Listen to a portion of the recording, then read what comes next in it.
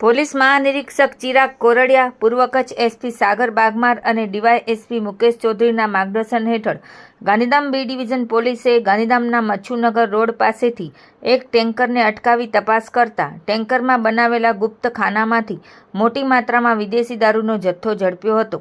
પોલીસે ટેન્કર ચાલક મોટારામ પુન્મારામ જાટની ધરપકડ કરી વિદેશી દારૂ, મોબાઈલ અને ટેન્કર સહિત કુલ 81,13,980નો મુદ્દામાલ કબજે કર્યો છે.